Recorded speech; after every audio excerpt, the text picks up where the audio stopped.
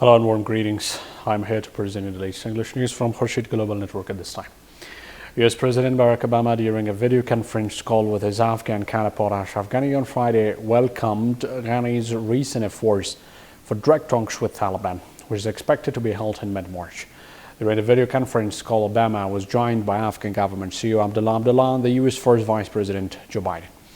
Obama also underscored US support for a peace process that reduce violence and ensure lasting stability in Afghanistan and the region, said the White House in a statement.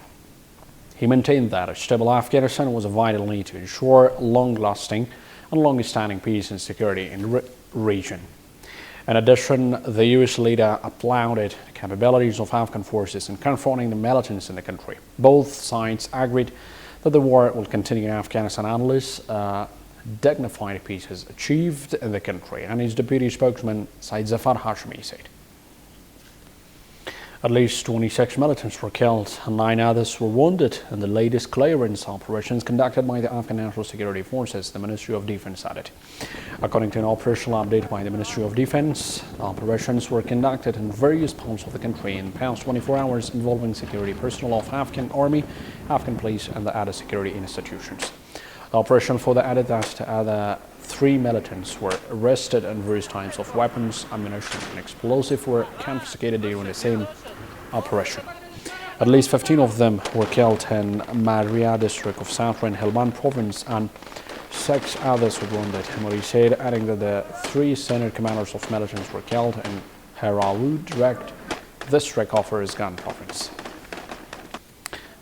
Turkish President Tayyip Erdogan accused the West, Russia and Iran of all seeking to further their own interests in Syria and said on Wednesday the failed US-Russian ceasefire plan would do little more than benefit President Bashar al-Assad.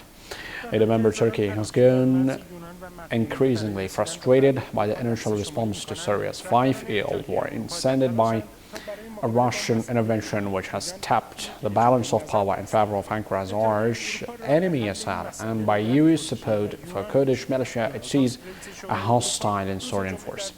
We endorse a ceasefire that would relieve Syrian brothers, but it is worrying to see that with this ceasefire, Assad's regime that is responsible for the killing of more than 500,000 people and the powers who are backing him receive open support while a hesitant tone is used towards the opposition.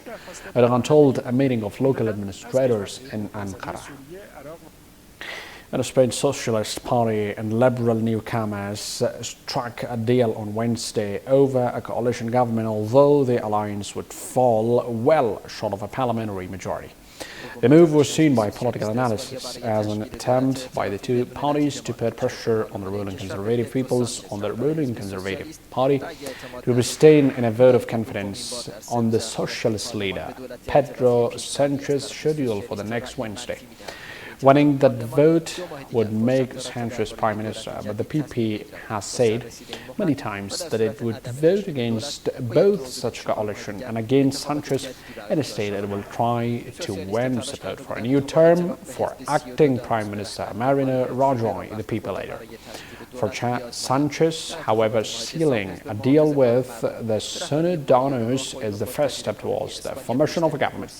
It is without a doubt that an agreement that is first step, not a final step, but the first step to generate a political change in our country.